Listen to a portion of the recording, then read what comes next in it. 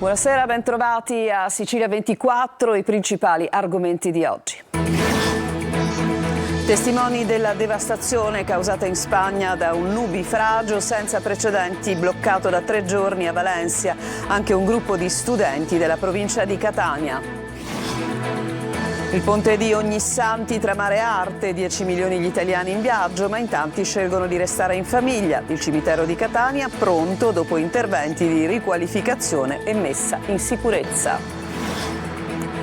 Messina, consegnati i lavori di bonifica dell'ex baraccopoli di Fondo Basile, una storia iniziata nel 2002, ma per 22 anni non sono stati trovati i fondi per risanare. Gibellina è capitale dell'arte contemporanea 2026, dal terremoto del 1968 al prestigioso titolo per il centro del Trapanese che rinasce grazie alla cultura. Stile pop art per il calendario dei Carabinieri 2025, realizzato con la collaborazione dello scrittore Maurizio De Giovanni e l'artista Marco Lodola e dedicato ai giovani.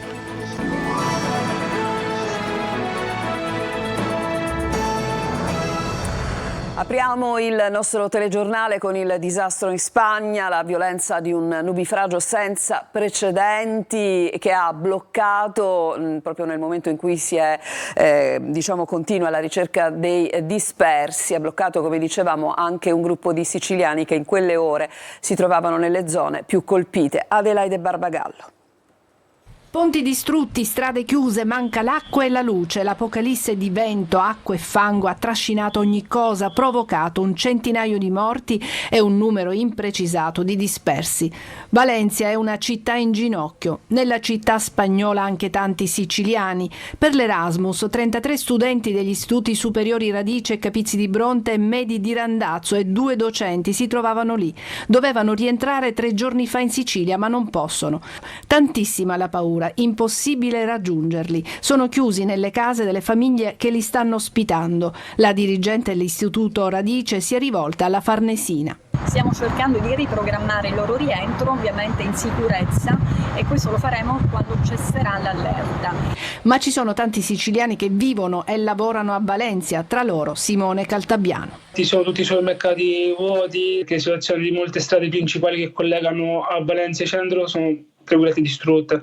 Sono crollati ponti, strade sono quasi impercorribili, quindi anche il collegamento con Valencia è un po' bloccato in questo momento. Ecco. L'emergenza non è finita, sono oltre 1000 i soldati impegnati nelle ricerche delle persone che tuttora mancano all'appello. Conosco amici miei italiani, siciliani. Per fortuna stanno tutti quanti bene, però conosco molta gente, miei colleghi, soprattutto comunque della zona valenziani, che hanno moltissimi parenti, amici dispersi. Ci sono tantissime zone dove non hanno acqua, non hanno luce, quindi probabilmente non hanno modo di essere, di farsi contattare. È ufficiale il trasferimento di Bluetech al gruppo Pelligra Italia, ad annunciarlo il ministro delle imprese Urso. Un giorno importante per la Sicilia, un segnale significativo per la politica industriale del paese, ha sottolineato il ministro. Il polo manifatturiero, industriale e commerciale ospiterà start-up specializzate nell'innovazione dei processi industriali, la sede di Pelligra per la costruzione degli stabilimenti insieme ai partner, un'area manifatturiera per il food and beverage, una per lo sviluppo di nuove tecnologie e una destinata alla logistica. La legge della Regione siciliana che ha ulteriormente differito le elezioni degli organi dei liberi consorzi comunali, cioè corrispondenti Sicilia alle province, ma anche dei consigli metropolitani, prorogando così la gestione commissariale degli enti, viola gli articoli 5 e 114 della Costituzione ed è appunto illegittima. Lo ha stabilito la Corte Costituzionale nella sentenza depositata oggi, con la quale ha ritenuto fondate le questioni di legittimità costituzionale sollevata dal TAR della Regione siciliana. Cambiamo decisamente argomento, sono quasi 10 milioni gli italiani in viaggio per il ponte di Ognissanti, che in Sicilia si preannuncia caldo, anzi caldissimo. Tra gite fuori porta e l'ultima tintarella al mare, i catanesi non mancano in ogni caso l'appuntamento con la Fiera dei Morti. Sentiamo Desiree Ferlito. Ponte di Ognissanti caldo, anzi caldissimo. Come lo trascorreranno i catanesi? C'è chi ne approfitterà per fare un giro fuori porta. Saremo in giro, forse andremo sopra l'Ettera. E chi non ci pensa proprio all'idea di archiviare l'estate. Qui l'estate non finisce mai. No, assolutamente. Aspettiamo fino a fare il bagno fino a dicembre, fino a Natale. Catania forever, San Giovanni di Cuti forever, il mio motto. Secondo le stime di Confcommercio saranno quasi 10 milioni gli italiani in viaggio per Ognissanti, l'unico vero ponte autunnale che prevede il calendario quest'anno, ma i catanesi per la maggiore resteranno in città. No, per il momento niente di programmato. Rimango in città. Con mio figlio, il mio dolce cagnolino che poi è come il figlio piccolino, ho trovato una ricetta per fare dei biscotti un po' particolari. Preferisco farmi le belle settimane fuori porta in assenza di eventi tipo questo che coinvolgono, sì, assolutamente. Uno degli appuntamenti tradizionali in diverse città è la Fiera dei Morti. In Sicilia le più famose sono Catania e Palermo, un'occasione per trascorrere del tempo in famiglia tra bancarelle e degustazioni. Gli amanti dell'arte ne approfitteranno per visitare i luoghi più storici. Tutti i musei saranno aperti gratuitamente nella giornata di domenica. Ad arricchire la scelta la festa più paurosa dell'anno. Le vetrine si colorano di zucche, dolcette e ragnatele, fanno da contorno alla festa di Halloween, che si colloca proprio in mezzo al ponte di Ognissanti. Si avvicina la commemorazione dei defunti al cimitero di Catania, intanto evidenti i risultati degli interventi di recupero e messa in sicurezza realizzati negli ultimi mesi. Tonino De Mana. È stato oggetto per tutto l'anno di interventi ordinari e straordinari ed ora si presenta ai catanesi in una veste decisamente più dignitosa. Già all'ingresso del cimitero monumentale si respira un'aria nuova con il vento che accarezza le bandiere nuove di zecca. L'occhio vuole la sua parte, ma dal punto di vista pratico sono tante le migliorie apportate nel Camposanto. Abbiamo potato tutti, anche quelli che ostacolavano spesso il passaggio dei pedoni, questo appunto per rendere fruibile al meglio il cimitero. Vorrei sottolineare anche la pulizia, perché abbiamo fatto un intervento importante di pulizia che cercheremo di mantenere sia durante la 3 giorni e anche successivamente. Difficile elencare i tanti interventi effettuati in un anno? Sono stati portati a termine diversi interventi manutentivi sulla strada, sui bagni, sulle luci votive, su tutta una serie di settori che stanno garantendo per adesso, anche sull'impianto idrico, stanno garantendo al cimitero il giusto decoro. Non si può assolutamente svolgere l'attività solo in prossimità della festa, bisogna avere un'attenzione continua durante tutto l'anno e questo è quello che stiamo cercando di fare. Un cimitero che prima magari era un punto debole dell'amministrazione rappresenta adesso un punto di forza su quello che è l'impegno che stiamo dimostrando nel quotidiano.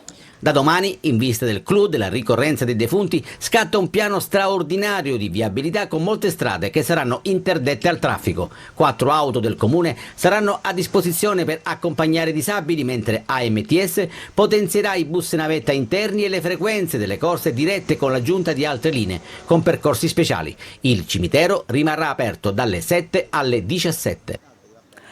Andiamo a Messina, sono stati consegnati questa mattina i lavori di bonifica di un'altra area interessata al risanamento della città. Parliamo dell'ex baraccopoli di Fondo Basile. Pensate che da 22 anni non si riuscivano a trovare i fondi per farlo. Francesco Triolo. A Messina si prova ad accelerare sul risanamento con la consegna dei lavori di bonifica di Fondo Basile, dove si registra una storia lunga, partita nel 2002, ma per 22 anni non sono stati trovati fondi per la bonifica. Su quest'area da 5.200 metri quadrati adesso c'è un progetto per la realizzazione di 60 alloggi, bloccato però dalla presenza di materiale inquinante nel suolo e nel sottosuolo, dal piombo, il contaminante più diffuso, allo zinco, ma anche idrocarburi pesanti, mercurio ed in misura minore cadmio, rame ed arsenico.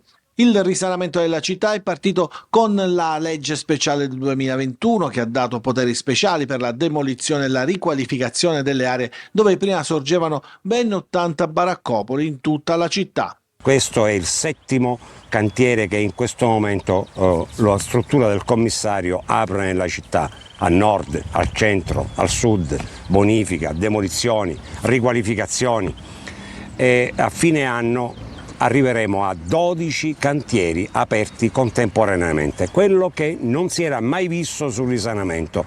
Gli interventi di bonifica dureranno 5 mesi e consentiranno l'eliminazione degli agenti tossici per poi procedere a operazione ultimata alla realizzazione delle 60 unità abitative. Entro la fine dell'anno dovrebbero aprire altri 3 cantieri per arrivare ad averne in città 12 in contemporanea per il risanamento. Padri, detenuti e figli insieme per qualche ora al carcere di Piazza Lanza di Catania, il tutto per condividere la gioia di una partita e di tante emozioni. Giusy Lazzara. Mani che si intrecciano, abbracci e qualche lacrima. Padri e figli per una volta insieme, senza le sbarre né vetri di separazione, uniti dietro un pallone. Il campo di calcio non è uno qualunque, siamo dentro il carcere di Piazza Lanza a Catania. Per un giorno i detenuti incontrano i familiari fuori dalle stanze dei colloqui. È un'emozione bellissima, anche perché è un posto dove noi c'è sofferenza, però qua non la dimostriamo. Anche perché è più bello dei colloqui, perché sei vivo, qua giochi, sono cose belle queste qua, servono anche per noi per cambiare dentro. Un momento, 2 orette che siamo liberi, che stiamo un'ora con la famiglia, è una cosa bellissima, che hanno fatto l'istituto di Piazza Lanza. C'è un'aria distesa sotto l'occhio vigile degli agenti della polizia penitenziaria. Grandi e piccoli corrono per il campo di calcio. Qualcuno si sbuccia un ginocchio. Per un bambino avere un genitore detenuto è sicuramente un evento molto stressante. È stressante il momento del distacco, ma lo è altrettanto il momento in cui si avvicina a lui per fare un colloquio. Per questo da un po' di anni abbiamo cercato di creare dei momenti dove si possa recuperare uno spazio di quotidianità. La partita con papà è stata ideata dall'Associazione dei Bambini Senza Sbarre, che si occupa di tutelare i diritti dei minori con genitori detenuti. Il contatto che facciamo attraverso anche lo spazio giallo, con dei giochi, con dei colori, realizzando dei disegni, per loro è importante. L'iniziativa fa parte della campagna Non un mio crimine, ma una mia condanna. E adesso ci fermiamo per una breve pausa e poi vi porteremo a Gibellina nel Trapanese. Gibellina è stata infatti insignita dell'onorificenza davvero importante come capitale italiana dell'arte contemporanea. Sì, a tra poco.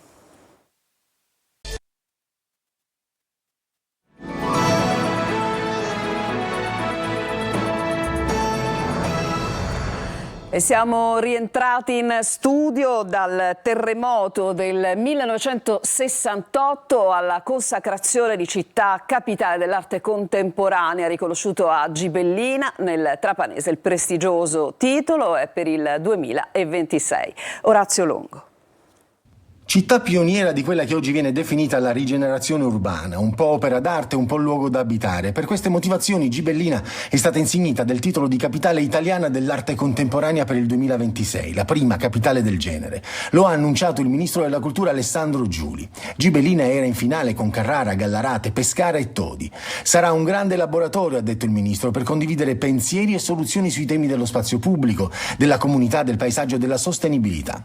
Parte da lontano la storia di Gibellina, dal devastante terremoto che a gennaio del 1968 colpì la Valle del Belice nel Trapanese. La vecchia città distrutta fu fermata nel tempo con l'opera Il Grande Cretto di Alberto Burri. La città nuova venne costruita 11 km più in là. L'allora sindaco Corrao volle umanizzare il territorio, così arrivarono artisti di fama come Mario Schifano, Mimmo Rotella, Arnaldo Pomodoro e altri ancora, che realizzarono ognuno un'opera d'arte per le vie e le piazze della città.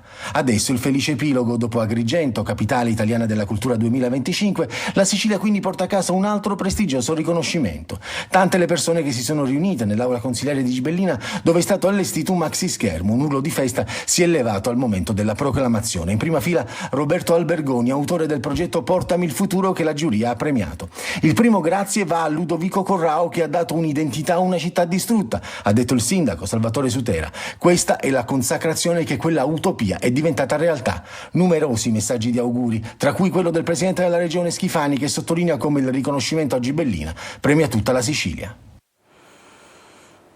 Ed è stato presentato oggi il calendario storico dell'Arma dei Carabinieri, edizione 2025, realizzato con la collaborazione dello scrittore Maurizio De Giovanni e l'artista Marco Lodola. Il servizio. I carabinieri e i giovani. E questo è il tema del calendario storico 2025 dell'Arma dei Carabinieri, che strizza l'occhio al nuovo futurismo e alla pop art, realizzato con il contributo di celebri personaggi dello scenario artistico letterario come Marco Lodolo e Maurizio De Giovanni. Il primo ha curato la veste grafica dell'opera, l'altro, scrittore partenopeo noto per le collane Il commissario Ricciardi, I bastardi di Pizzo, Falcone e Mina Settembre, ha scritto i testi che accompagnano le 12 tavole, descrivendo un dialogo epistolare fra un maresciallo comandante di stazione, vedovo, e suo figlio, studente alle prese con le sfide del quotidiano e con il dolore per la scomparsa della madre. Il maresciallo utilizza come chiave di dialogo alcuni racconti del suo lavoro, parlando di episodi di servizio che toccano temi come il bullismo, le dipendenze, la salvaguardia dell'ambiente, il rispetto per l'altro, l'inclusività e la solitudine sociale. Il calendario è stato presentato nei comandi provinciali di tutta Italia, a Palermo, alla Caserma Carini, a Catania, nella sala briefing di Piazza Verga. Giunto a una tiratura di 1.200.000 copie, tradotto in 8 lingue, e alla sua 92esima edizione. Presentato anche un calendarietto da tavolo, il cui ricavato della vendita sarà devoluto all'Opera Nazionale per gli orfani dei militari dell'Arma, e un planning da tavolo incentrato sul tema l'impegno internazionale dei carabinieri, l'attività di cooperazione e i teatri operativi, il cui ricavato sarà invece devoluto all'ospedale pediatrico Santo Bono di Napoli. C'è un'altra pausa, rientriamo subito dopo con il calcio, cominciando dal Palermo. A tra poco.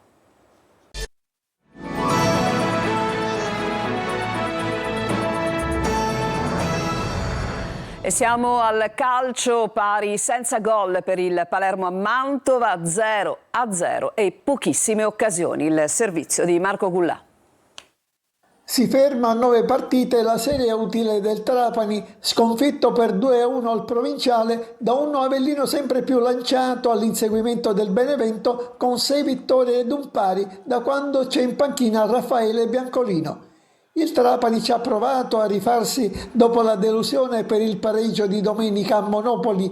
Per tutto il primo tempo ha spinto sull'acceleratore, conquistando 13 angoli, ma senza esito e con poca precisione nelle conclusioni dei vari Lescano, Caric e Carriero. Al 38esimo è andato anche in gol con Celiento, ma l'arbitro ha annullato per fuorigioco. L'Avellino invece di angoli nel primo tempo ne ha conquistati solo 3, ma sugli sviluppi del terzo, al 43esimo, di testa Gori ha portato l'Avellino in vantaggio. Il Trapani ha accusato il colpo e nella ripresa al 13esimo ha subito la seconda rete, stavolta con Patierno, che si è procurato un rigore facendosi agganciare da Seculin. Poco lucida la reazione del Trapani, che al 43esimo comunque ha accorciato le distanze con Lescano, ma era ormai troppo tardi per raddrizzare la partita. E questo era il servizio del collega Cammarasana. Invece sul Trapani, finito come avete sentito 1-2, quindi con la sconfitta del Trapani. Adesso lo sentiamo, il Palermo con il pari senza gol a Mantova. Noia sbadiglie 0-0, Mantova e Palermo pareggiano al termine di una partita a tratti inguardabile. La formazione rosanera ancora una volta fa il check-in ma non si presenta all'imbarco. Una partita, quella di ieri sera al Martelli, in cui entrambe le squadre potevano e dovevano fare di più, soprattutto il Palermo che nella ripresa, quando il Mantova ha arretrato il suo baricentro, non ne ha approfittato, sprecando anche potenziali ghiotte occasioni. Primo tempo soporifero, i rosanero rischiano lo svantaggio ma De Planche riesce a salvare. Henry fa reparto ma non riesce a graffiare, Insigne e Di Mariano non sgasano e balbettano. A centrocampo mancano idee e fosforo, ripresa stesso copione, ma è il Mantova ad essere più intraprendente, trovando anche la rete del vantaggio che però per fortuna del Palermo viene annullata dopo il check del VAR, tocco di mano di Galoppini del Mantova. I cambi danno frizzantezza al Palermo, Leduaron è voglioso di far bene ma sotto porta è ancora troppo timido. Poi altra occasione per Ranocchia che però trova i guanti del portiere Festa. Mantova che aspetta e prova a ripartire ma è a Poix ad avere la grande occasione per il vantaggio, anziché però servire Verre tutto solo decide di tirare malamente, palla al lato. Poi nel finale Mantova ad un passo dal gol con Aramu, 0-0, decollo ancora una volta mancato per il Palermo. Sorteggiato il girone del Round Elite della Champions League di calcio a 5 che vedrà la Meta Catania impegnata a fine novembre. Scopriamo quali sono le avversarie nel servizio di Francesco Triolo. È stata un'emozione grande ed è una giornata storica per la Meta Catania che dopo aver superato il main round della Champions League di futsal ha conosciuto le avversarie dell'Elite Round. Il sorteggio è avvenuto a Nyon, sede della UEFA, con i rossazzurri inseriti nel girone A insieme agli spagnoli del Cartagena, i rumeni dello United Galati ed i lettoni del Riga Futsal Club.